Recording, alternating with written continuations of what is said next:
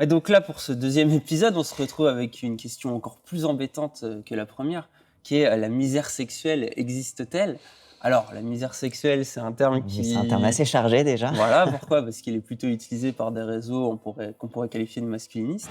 95% des garçons qui n'ont qu'une ou deux filles dans leur vie parce qu'ils sont pas très beaux, parce qu'ils sont pas très riches et même pas vraiment drôles, donc un peu invisibles. Déjà, le masculinisme, ça se montre comme la défense des hommes. Donc, ça peut être fait d'un point de vue féministe ou d'un point de vue antiféministe, de la défense des hommes contre les femmes qui attaquent leur masculinité. Et c'est vrai que quand on parle aujourd'hui de réseaux masculinistes, notamment sur Internet, ils sont plutôt dans ce volet antiféministe et même plutôt un peu de droite ou d'extrême droite. Pour parler de masculinité, il faut qu'on s'intéresse aux études sur la masculinité qui existent un petit peu, mais en vérité, la plupart du discours produit autour du masculin aujourd'hui, il est fait par le masculinisme. Et du coup, c'est important qu'on puisse comprendre ce discours, d'où il vient, quelle est la part aussi de réalité, ou alors quelle est l'interprétation de la réalité qu'ils en font. Et il faut se renseigner un maximum sur ces choses-là, parce qu'on ne peut pas juste laisser une idéologie pareille se développer en disant « je ne préfère pas la voir », c'est un truc qui est dangereux, qui est misogyne. Il faut s'y intéresser pour peut-être voir est-ce qu'il n'y a pas moyen de comprendre ces hommes-là, est-ce qu'il n'y a pas moyen de lutter contre ces formes de discours-là, qui pullulent en réalité sur Internet et tout. C'est ça, il ne faut pas oublier que si ces discours se développent, c'est qu'ils répondent aussi à une utilité et une recherche.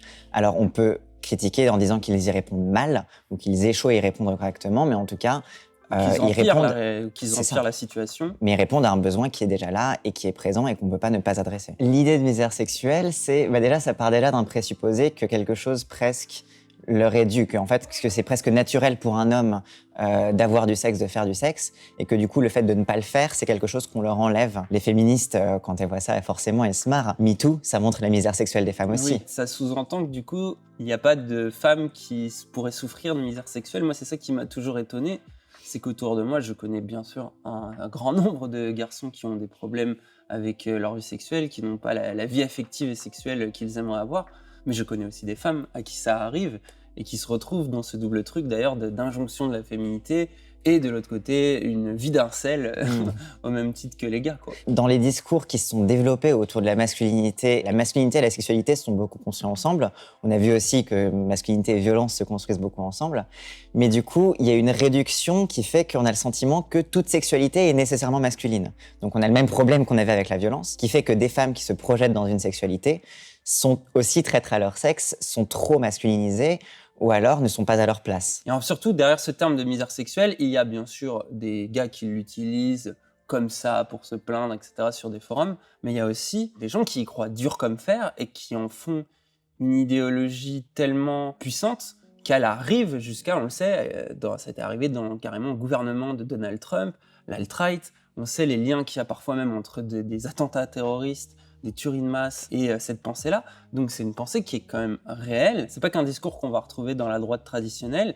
Il y a un certain nombre de communistes qui pensent ça aussi et qui pensent que oui, certes, l'ouvrier, lui, vend son corps à l'usine ou à l'armée et que la femme, elle peut vendre son propre corps, ce qui lui permet d'atteindre des stratégies de survie que ne peut pas forcément atteindre l'ouvrier. C'est pour ça que tous ces concepts se sont un peu entremêlés, que ce soit d'un côté avec la critique féministe, mais que ce soit aussi maintenant dans toute une frange, je pense, du masculinisme, qui soit d'ailleurs de gauche ou de droite, mais de dire, ouais, bon, quand même, le libéralisme, il sert bien les intérêts du féminisme et vice-versa. Cette espèce de lecture un peu de mauvaise foi. Du coup, encore une fois, ça laisse un flou. C'est comme pour la question de la violence, ça laisse un flou idéologique, ça ne peut que faire naître de la confusion. C'est presque la question de qui a commencé la guerre des sexes. Est-ce que c'est les féministes en accusant les hommes ou est-ce que c'est les hommes en exploitant les femmes? Il y a un peu cette côté de qui a commencé, qui a jeté la première pierre, où est la poule et l'œuf. Mais en fait, c'est des discours desquels on ne sort pas quoi qu'il arrive. Dans le monde dans lequel on vit actuellement, tous nos rapports sont régis par des lois économiques, ce qu'on appelle le libéralisme. Et c'est pour ça que certains ont dit il y a aussi une économie de la séduction. Tu vois, nous là, on est sur un marché. Et selon les critères de ce marché, toutes choses égales par ailleurs, on a une attractivité faible. Genre vraiment faible, tu vois. Donc un capital faible. Mais quel marché tu parles là? Là, du marché de l'école, du marché sexuel, quoi. C'est-à-dire qu'on a une certaine valeur sur le marché de la séduction. Et les femmes, d'ailleurs par sexisme, mais les femmes ont une plus haute valeur sur le marché de la séduction parce qu'elles sont plus souvent belles. C'est un enjeu de pouvoir d'avoir une jolie femme, etc. Donc ça permet aux femmes d'avoir du poids à cet endroit-là. Et c'est un peu le truc de dire, oui, alors vous nous dites qu'on domine économiquement, c'est vrai, oui, on domine politiquement, c'est vrai, mais vous nous dominez sur la séduction, et c'est comme ça d'ailleurs que vous nous manipulez et que vous récupérez des choses. Donc vous faites croire que vous êtes totalement victime de tout, mais en fait vous tirez aussi des privilèges de ça. C'est ce que ce discours-là essaye de dire, et ça part de critiques un peu, j'ai envie de dire, nuancées, romancières à la Houellebecq, qui est de décrire le profil d'un ingénieur qui s'interroge sur le tourisme sexuel et qui à la fois constate son privilège grâce à son statut économique et d'un autre côté la misère affective et le cynisme dans lequel la société libérale le met, où au final il a une vie de merde, il fait un taf qui l'emmerde, il gagne beaucoup d'argent mais son métier il le comprend pas. Et quand il rentre chez lui, il est tout seul et il se fait chier dans son appartement.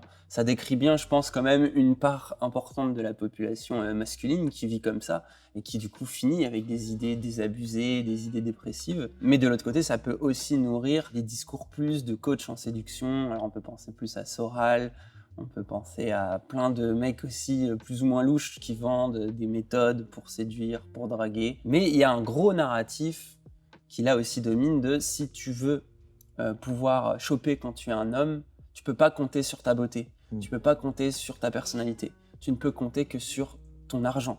Et plus tu as de l'argent, plus tu vas pouvoir accéder à des jolies femmes. Et regarde, pour le prouver, ils font la même chose que les féministes, ils montrent les petites amies de Leonardo DiCaprio. C'est ça qui est un peu drôle. C'est le seul endroit, je pense, où ils s'entendent. Ce qui est marrant, c'est qu'à ça, en fait, une féministe répondra que tout d'abord, le patriarcat n'a pas attendu le libéralisme pour exister. Finalement, cette misère affective vient aussi du fait que ces hommes-là ne regardent pas les femmes comme des choses, mais comme des objets. Il y a beaucoup de critiques féministes de la façon dont les femmes sont sexualisées par bouts. Donc, il va y avoir des bouts de seins, des bouts de fesses, mais finalement, ce ne sera jamais des images entières. Qu'une femme ne sera que son apparence et pas, justement, tout ce sur quoi un homme doit se reposer, qui est son intellect, qui est son statut social. On ne le regardera pas chez une femme. Et du coup, une féministe se dira qu'en fait, c'est cette misogynie-là, qui existe bien avant le libéralisme, qui crée aussi cette misère affective. Pas de fille, pas de femme, je rêve devant les 5, je vois ma gosse et madame 5 toi. Je suis moche comme un pouce, guette leur 1 se pousser, j'aimerais placer un coup, mon sgeg fait un pouce. Si la sexualité est faite de désirs naturels sur lesquels la société pose des barrières morales arbitraires, la misère se trouve alors dans cette privation injuste de la jouissance, cantonnée à une sphère reproductive et baignée de culpabilité. Comme antidote à cette misère, la promesse d'une libération sexuelle a fait couler de l'encre tout au long du XXe siècle, à mesure que les droits reproductifs et sexuels ont progressé, ainsi que les représentations sociales. Alors pourquoi encore parler d'elle ? Comment expliquer qu'autant d'hommes, censés pourtant être les grands gagnants de cette libération, se sentent toujours misérablement exclus ? Si la misère n'est pas sociale et politique comme on nous l'avait promis, est-ce qu'elle ne trouverait pas racine dans quelque chose de plus profond ? Et si nous étions en réalité prisonniers de destins codés dans nos gènes eux-mêmes ? Et alors ce qu'ils font, parce qu'évidemment on vit dans une époque d'esprit critique, de post-vérité, où tout le monde est zététicien avec des études, et donc forcément ils aiment s'appuyer sur un nombre d'arguments scientifiques, vu qu'ils savent que la sociologie va pas vraiment dans leur sens, que les discours féministes vont pas dans leur sens non plus. Ils ont tendance à être très critiques et même à dire « Ah, ça c'est de la propagande, ça c'est pas vraiment de la vraie vérité ». Il faut plutôt se tourner du côté de la biologie, de la psychologie évolutive. Et ils vont avoir tout un tas d'arguments qui vont sortir de ça. Un des premiers arguments de ce genre, ça nous vient par exemple de Schopenhauer, qui disait « Un homme aura toujours envie d'avoir plein de conquêtes parce que grâce à son sperme, il peut en féconder 1000 toute sa vie s'il le souhaite, alors qu'une femme, pour élever un enfant, elle aura toujours besoin d'un homme, donc elle va tout faire pour le garder, parce qu'elle va être fragilisée par le simple fait d'être enceinte. C'est ce genre d'analyse, d'interprétation tirée de la biologie, du réel, de l'évolution, que s'appuie un nombre incalculable d'arguments masculinistes aussi. Alors nous, on n'est pas des biologistes, on n'est pas là pour répondre à ces choses-là, mais il y a tout un imaginaire, toute une tradition philosophique aussi, et il y a cette tendance là aussi à jouer entre des compétences très différentes. C'est comme pour le cas de la violence, c'est-à-dire on va mélanger un peu de biologie, on va un peu ignorer la sociologie, on va pas faire comme si toutes ces choses étaient entremêlées et que du coup, oui, les discours Comme doivent si ça être complexes. s'entre-nourrissait. Voilà, c'est ça. Précisément, là-dedans, ce qui est intéressant, c'est que les masculinistes ont tendance à avoir à rechercher dans la biologie un destin qui est ancré dans la nature et qu'on ne peut pas changer. C'est-à-dire que là où les féministes auront la sociologie, qui est considérée comme toutes les sciences humaines, comme une science faible, comme une science pas fiable, etc., les masculinistes s'ancreront dans la biologie, mais qui crée aussi une impossibilité de changement, en fait, qui crée des destins desquels on ne peut pas échapper. C'est-à-dire, si c'est ton corps, le corps est immuable et inchangeable, et dans ce cas, ça t'ouvre à un destin, en fait, tragique. Il faut bien se dire une chose, c'est que tous ces mecs-là se sentent rejetés par le féminisme ou alors sont critiques du féminisme, donc ne s'y intéressent pas et n'ont pas ces lectures-là, les trouvent pas fiables, les trouvent ridicules. Et du coup, tout ce qu'ils ont comme discours, c'est cet ensemble de discours masculinistes qui est porté parfois par des années. Le problème avec Schopenhauer, c'est pas ce que Schopenhauer a dit, parce que Schopenhauer c'est très intéressant. Non, c'est que à l'époque, il n'y avait pas de femmes pour contredire Schopenhauer. Donc on peut donner en plus l'illusion que ça fait des années plus facilement que, voilà, ça c'est une pensée construite qui est sérieuse, mais elle est incroyablement fataliste. Et il y a ce truc où au final, on se persuade que si on n'a pas d'argent, on ne vaudra jamais rien, alors qu'un homme peut aussi jouer avec son corps, un homme peut aussi se prostituer, un homme peut aussi jouer de ces stratégies-là. Et d'ailleurs, s'ils ne le font pas, c'est peut-être parce qu'ils trouvent qu'il y a de meilleures choses à faire avec leur corps. Mais ils ont ces capacités-là.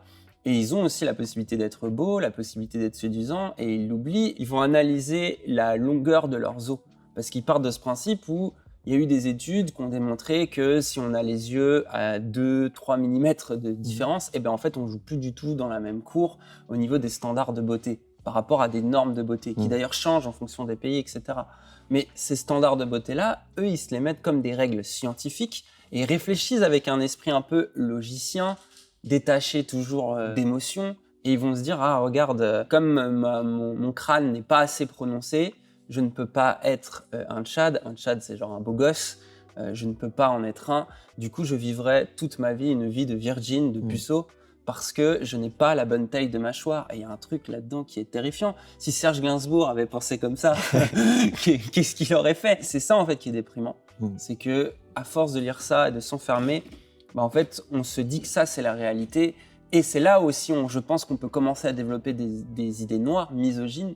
On va dire les femmes mentent et manipulent, et le féminisme est une imposture qui vient tout faire pour que ma vie soit encore plus misérable qu'elle ne l'est déjà. Alors qu'il ne se rend pas compte que dans le féminisme ou dans le queer, ils pourraient trouver des réponses qui pourraient les aider à aller mieux et à se trouver une beauté, à retrouver confiance en leur corps, à découvrir une identité de genre. Dans cette vision tragique-là un peu de la vie et du corps avec lequel on est né, t'as aussi beaucoup de cristallisation sur un peu cette malédiction d'avoir un pénis, tu vois, d'avoir un organe qui est capable d'érection, qui est capable de se dresser tout seul, présenté avec des allégories genre l'épée, quelque chose comme ça, qui du coup, une fois qu'il est petit, chétif, flaccide, qui devient un symbole de faiblesse et du coup qui te condamne et qui te retire ta masculinité. C'est à la fois quelque chose qui te donne ta masculinité et quelque chose qui te l'enlève s'il ne répond pas correctement. Ce qui renforce presque le tragique dans ces injonctions à la performance, c'est aussi qu'il y a une grande proportion d'hommes qui sont impuissants, qui sont éjaculateurs précoces. D'ailleurs, ce qui est intéressant, c'est que là où on va calculer la performance, ça va être sur la capacité érectile. Et encore une fois, ça va être très centré sur le pénis. Combien d'hommes éjaculateurs précoces ont déjà essayé leur prostate, par exemple? Donc ce n'est pas là le grand tabou. C'est souvent le mythe d'ailleurs autour du pénis, c'est que c'est un organe presque extérieur qu'on ne peut pas contrôler. Et du coup, ça renforce aussi la nature de voilà, il n'a pas pu contrôler ses désirs et ses pulsions. Bon, mais c'est presque à la fois une excuse facile et un truc qui est faux en fait, parce que tu peux aussi contrôler ton corps et apprendre à le connaître. Et typiquement, la peur d'être pénétré, c'est la peur d'être dévirilisé, alors que ça t'ouvre un contrôle beaucoup plus précis aussi de ton corps. Crois-moi, oublie les films de boules que t'as dans le crâne. C'est qu'une grande arnaque ou peut-être que j'ai pas le mental. Rendez-moi mes 50, mes 100, mes 300 balles. On apprend tous à l'école que les femmes ont des cycles de 28 jours. Mais est-ce que vous saviez que les hommes aussi ont des cycles ? N'est-ce pas étrange qu'on connaisse tant de techniques de contraception féminine, mais quasi aucune masculine ? Il semble devenu normal que les femmes ingèrent quotidiennement des hormones, quitte à grossir, à faire des dépressions, à se mettre en danger, tout ça pour ne pas tomber enceinte. Le corps des femmes est scruté, étudié au millimètre près de ses capacités reproductives, à ses formes extérieures, en évitant soigneusement de penser son plaisir, tant et si bien qu'il est devenu un champ de bataille à part entière de la lutte pour leurs droits humains. Mais là où la sexualité des femmes a été définie par le contrôle strict, y compris dans sa libération, celle des hommes est restée dans le domaine de l'intouchable, du mystère et de l'angoisse qui l'accompagne. Et c'est dans cette vilaine coquille de ma tête, dans cette cage que je n'aime pas, qu'il va falloir me montrer et me promener. À travers cette grille qu'il faudra parler, regarder, être regardé. Sous cette peau, croupir.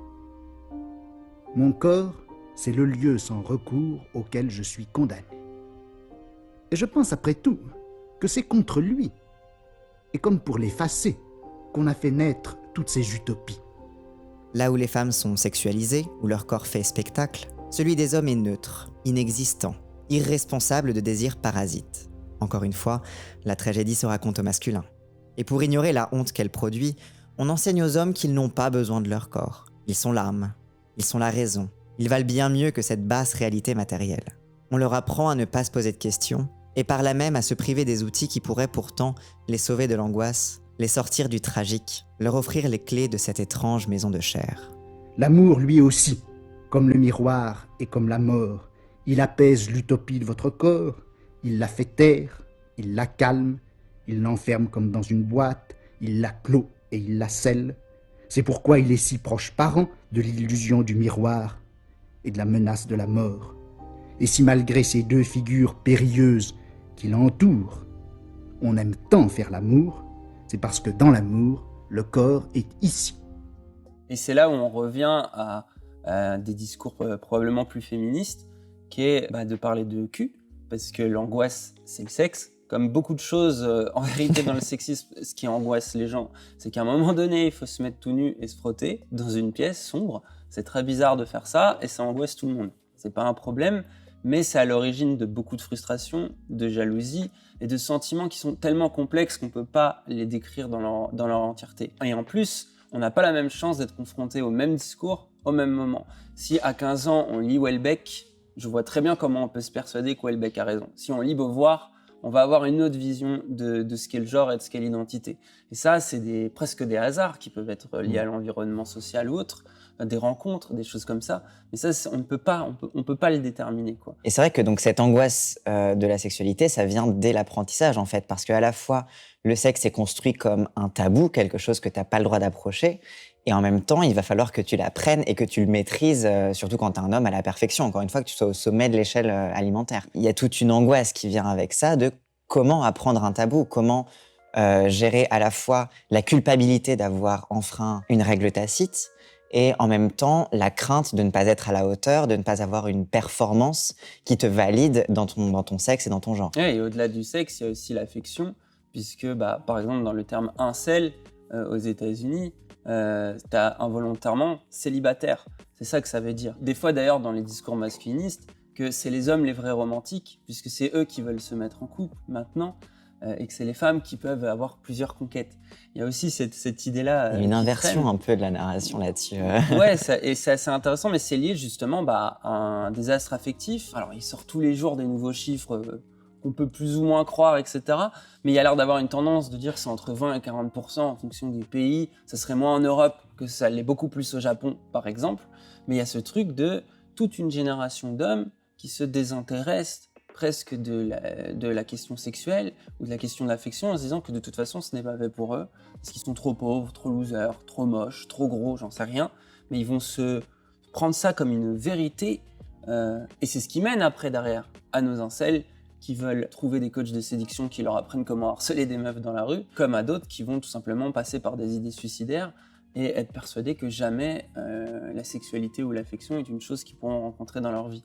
Et ça, c'est juste gravissime parce qu'on voit bien comment derrière ça peut mener à des comportements violents, que ce soit envers soi ou envers les autres et envers d'autres femmes, bien sûr. Et du coup, il y a aussi une branche de cette pensée-là, qui c'est les MGTOW, les Men Going Their Own Way, donc les hommes qui choisissent leur propre chemin et qui vont, eux, décider simplement d'arrêter d'essayer, en fait, de laisser tomber et se dire on a beaucoup de choses plus intéressantes à faire dans notre vie que de chercher l'affection de ces femmes vénales ou que sais-je. Aller vers quelqu'un, je sais pas, en pleine journée, ou même la retrouver sur les réseaux sociaux, lui envoyer des messages, et répondre, et le soir, et bonne nuit, et salut, t'as bien dormi, et nique ta mère. Mais du coup, c'est vraiment un désintéressement qui est d'ailleurs souvent pris comme parfois un recentrement presque spirituel sur soi-même. C'est là où ils redeviennent schopenhaueriens, c'est qu'il y a un truc de sortir de l'économie de la séduction, de revenir vers l'ascèse. C'est la grande idée de Schopenhauer, la vie fait souffrir, la vie est souffrance, la vie nous demande toujours de répondre à des désirs insatiables. Et ben, le meilleur moyen de dire merde, par exemple, au sexe ou aux femmes, c'est de ne plus relationner, c'est de être plus stoïque dans ses émotions. Mais on revient encore une fois à cette idée que l'homme aussi qui est un peu pur et qui ne se laisse pas avoir et qui garde sa souveraineté, c'est l'homme qui contrôle ses émotions et donc aussi ses pulsions sexuelles. Et ce qui est drôle là-dedans, moi, c'est que forcément j'ai envie de troller un petit peu, mais on voit aussi à quel point les pressions de l'hétéronormativité condamnent beaucoup de relations avant même leur naissance. Le fait que plein d'hommes se disent « je dois faire le premier pas, il faut que ce soit moi, mais je suis trop timide, je sais qu'il faut faire un truc de séduction, mais je ne sais pas faire, j'ai du mal, j'ai de handicap social, j'ai du mal à faire avec les gens ». Il y a tout un ensemble de règles tacites, et d'ailleurs plus on se met tard dans la séduction et dans la sexualité, plus l'injonction à la performance qui est déjà présente quand t'as 14 piges et que tu vas coucher pour la première fois, mais du coup si t'as 30 et que tu couches avec une nana qui te plaît vraiment, et qui, elle, a des expériences sexuelles passées, j'imagine même pas ce que ça met en termes de pression. Donc en fait, il y a tout un ensemble de trucs comme ça où ils vont être en mode « Ah, qu'est-ce que je dois faire? Qu'est-ce que je peux faire ?» Toutes les règles un peu toxiques de l'hétérosexualité traditionnelle vont s'appliquer aussi à eux de cette manière.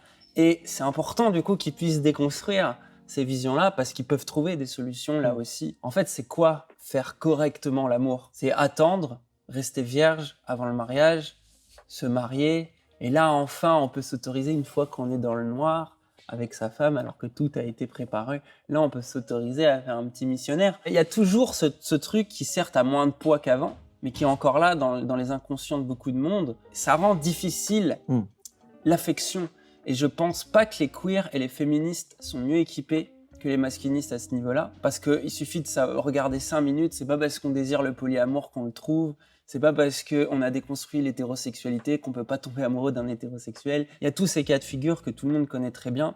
Et ça, au final, il y a là aussi une injustice de laisser le discours de la misère affective à cette frange-là. C'est que, allons-y, parlons de ça, parlons de comment on a du mal à relationner avec les autres. C'est ça, un des enjeux du féminisme. Et il y a ce truc que tu seras toujours jugé quand tu fais du cul. Si tu es une meuf et que tu couches avec un mec un soir, t'es une salope. Si t'es un mec et que tu couches avec une meuf un soir, t'es un fuckboy. Si tu couches avec un autre homme, alors là, tu es homosexuel. Avec une autre femme, quand t'es une femme, alors là. À chaque fois, il y a toujours aussi un jugement des autres, un jugement de valeur. Il est là, c'est pas le même, c'est pas la même violence en fonction de la situation, en fonction des gens. Mais il y aura toujours aussi cette pression-là qui, rien que ça, en fait, amène à ce niveau de malaise social et d'avoir du mal à relationner, d'avoir confiance aussi en les autres parce que tout le monde se fait tromper, se fait trahir dans ses relations. Donc il y a aussi ce climat de méfiance un peu généralisé. Moi j'ai conscience qu'on fonce dans le noir et maintenant que j'ai plus confiance en moi, je me le raconte de moins en moins. Et du coup, cette police des comportements et des corps des autres, il est possible aussi de finir par se l'intérioriser à soi-même. On va d'ailleurs beaucoup sur Internet des mouvements anti-masturbatoires, tu sais, genre souvent c'est le No Nut November, anti-porno, anti-fap, où en fait c'est juste une telle intériorisation de cette peur de ne pas se contrôler, de cette peur de l'incontrôle, qui fait rentrer en fait dans une négation totale de son corps. Des gens qui font des régimes le savent très bien, plus le régime est drastique, plus le moment où on va craquer, on va craquer.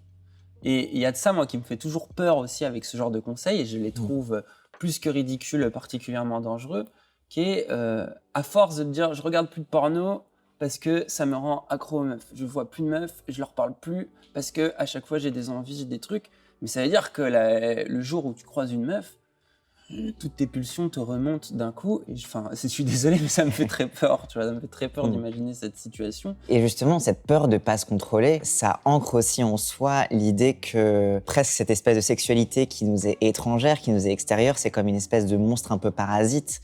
Et la peur aussi de soi-même devenir ce monstre-là. Et en fait, ça amène presque une détestation de soi, en fait, parce que forcément, quand il y a quelque chose en toi que tu détestes, mais en même temps, pour lequel tu as intériorisé que tu ne le contrôleras jamais et que ce sera toujours quelque chose de parasite contre lequel tu devras lutter, bah forcément, tu ne peux pas créer pour ça les conditions d'un amour propre, en fait, parce que nécessairement, tu seras un monstre malgré toi. Et tu pourras jamais changer. Ce qu'on essaye de leur dire, c'est pas pour donner des conseils ou quoi que ce soit, c'est juste que si vous baisez pas, c'est pas la faute des femmes. Et c'est pas forcément votre faute non plus. C'est peut-être à cause de cette pensée toxique aussi de vouloir, se croire qu'il faut se détacher de ses émotions et d'être dans ces injonctions de performance, d'y rester de cette manière, de s'ancrer en fait dans les choses qui bloquent, les choses qui font jouir vite. C'est aussi de se mettre la pression. Et de l'autre, de trop vous dire, c'est les femmes qui sont belles par nature, c'est nous qui sommes moches par nature. Ça t'amène à penser de manière fataliste. Si t'es persuadé que les femmes sont belles par nature et que les hommes sont moches par nature, il faut changer la putain de nature, donc c'est quasiment impossible.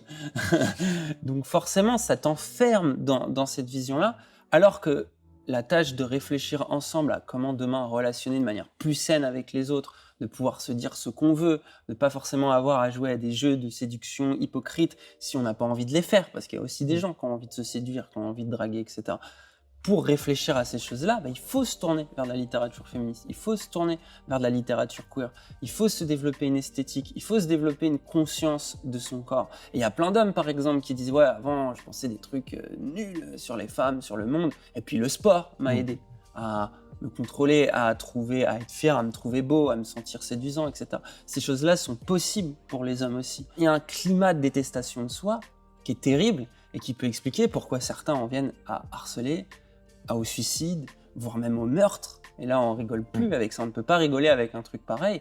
Et c'est pour ça que c'est urgent de développer peut-être un masculinisme féministe, si c'est possible, ou un masculinisme queer, je ne sais pas, mais de commencer à développer aussi d'autres discours sur la masculinité qui permettent aussi de parler des problèmes que les hommes rencontrent et de pouvoir dire de manière safe, oui, l'éjaculation précoce, l'angoisse de se toucher la prostate ou non, toutes ces angoisses-là traversent l'immense majorité des hommes.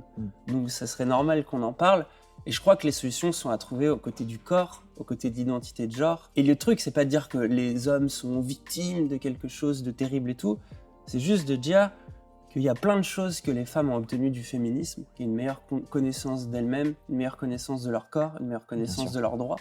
Et que ça peut pas faire de mal aux hommes que de s'y intéresser un petit peu. Oui, d'ailleurs, dans le féminisme, quand on pense rien que au body positivisme, au sex positivisme, à tous les efforts de valoriser toute la diversité des corps, valoriser les règles, qui encore une fois sont aussi pour le coup chez les femmes cis, bien sûr, l'idée de quelque chose de naturel qu'on ne peut pas contrôler.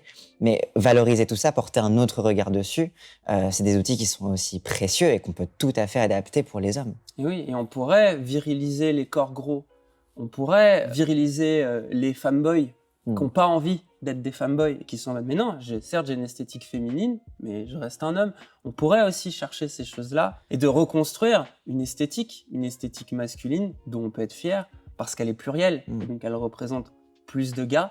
Et je pense que plus on est beau, plus on peut retrouver aussi les reines de la séduction. Non, c'est pas ça.